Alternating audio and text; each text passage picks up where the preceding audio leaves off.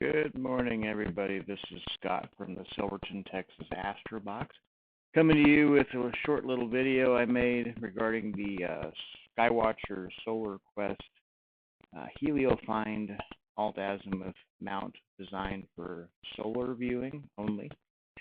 And we'll just go through some little specs here.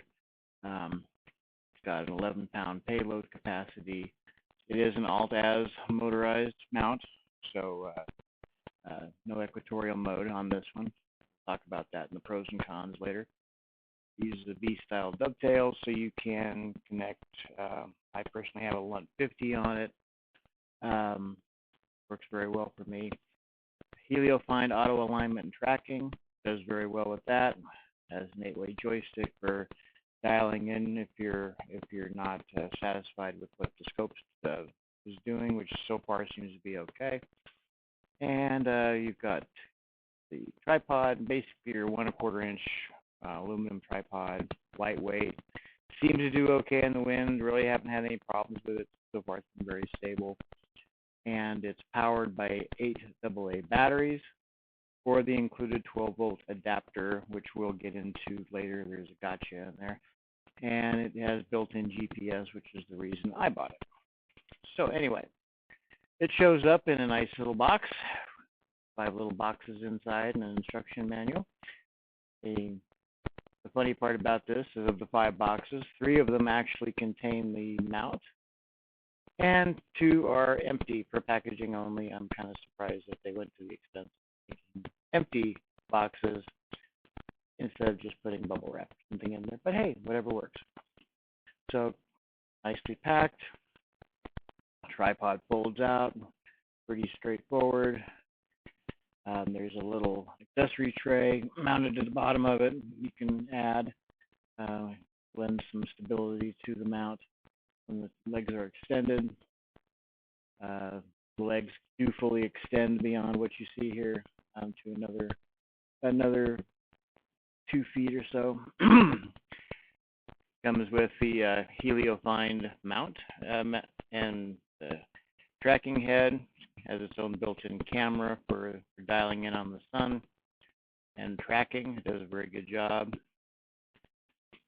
So there's all your components in the 3 little boxes: tripod, mount, and a little pier base to extend it up off of the tripod, so as you get some as you rotate and track, you don't have to worry about anything hanging on the tripod legs. So we just installed the little pier mount. Very straightforward, easy to assemble.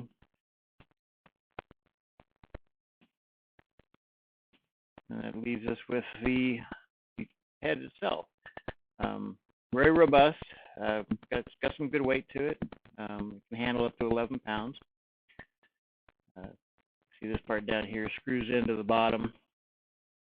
And you've got your Vixen dovetail up here, your camera, and your little cover here, which is where the batteries go, or the 12-volt adapter. So you just screw the base plate on.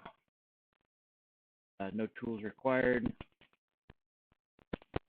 And you're good to go, ready to mount your scope. So very, very robust little mount. So far, very happy with it. Did have a few headaches with it in the beginning, which I'll share the workarounds for that. Your controls, you've got your 8-way switch as well as your power button. The mount is pretty much fully automatic. When you power it on, it will level itself. Then it will lock onto GPS satellites. I believe it locks onto 3. So it knows where it is, what time it is, where the sun should be. Then it will automatically skew to the sun. It takes about 45 seconds to 2 minutes.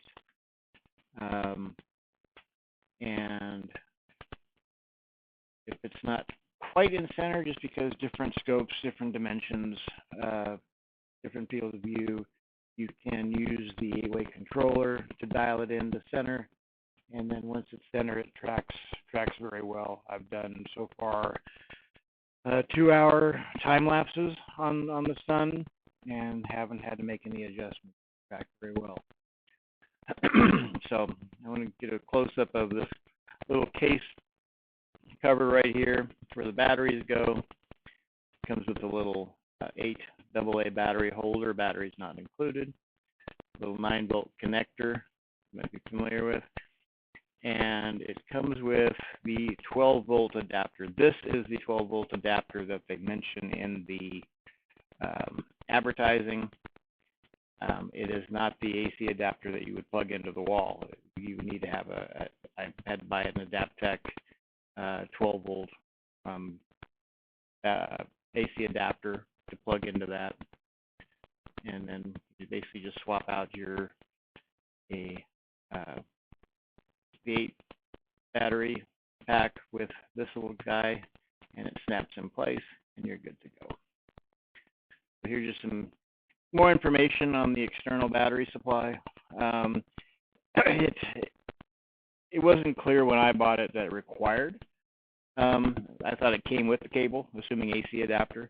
But in this case, no, you have to buy that separate. So you just want to make sure you're aware of that and don't get disappointed when you open the box and you find there's no cables. But once you have one, it just plugs right in, and you're good to go. There's where we mounted the LUNT 50, and I've been pretty happy with it so far. In terms of a decent instruction manual, I believe it's the same instruction manual that comes with this if you were to buy it with the HelioStar scope. So it does mention installing the scope, but it basically does not come with the scope unless ordered so specifically. That's pretty basic.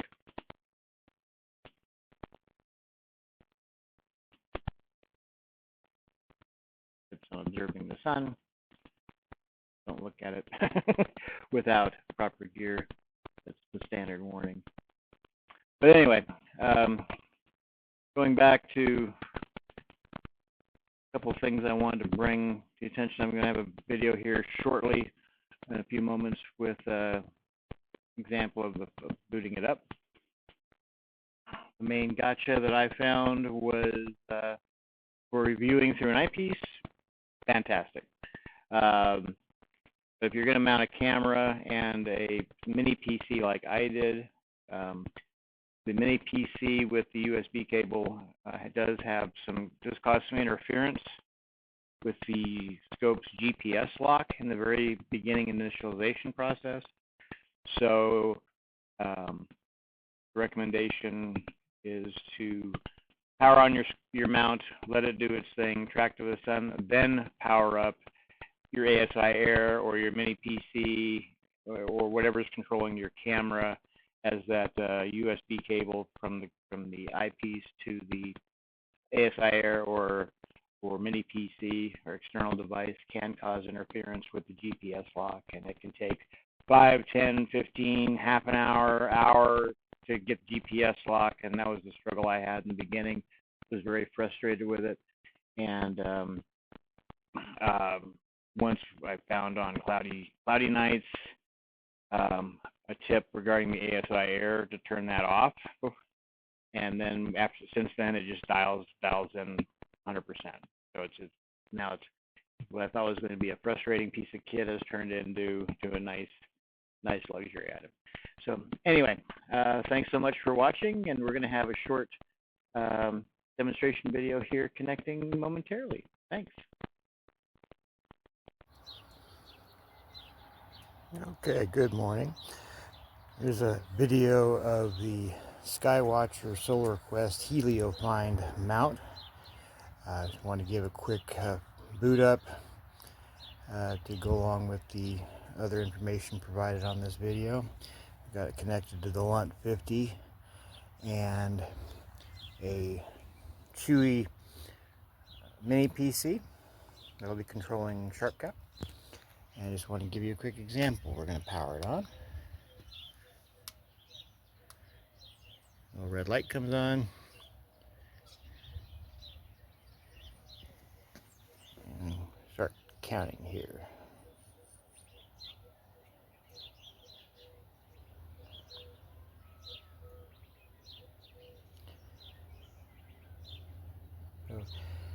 as we talked about previously, a few issues that I had initially was having the camera mini PC powered on at the same time as the mount, and it caused some interference with the camera. As you can see, we've got the USB data cable running right past it, and there we go. It took about 30 seconds for GPS acquisition and locking on to the sun, and we know it's locked onto the sun. We come over here and tell by the Soul Searcher. I can't see. I'm hoping we're on there. I got bright lights here. Soul Searcher, and it shows that we got the star in the middle there. So anyway, so we're connected, and we'll go back to the video.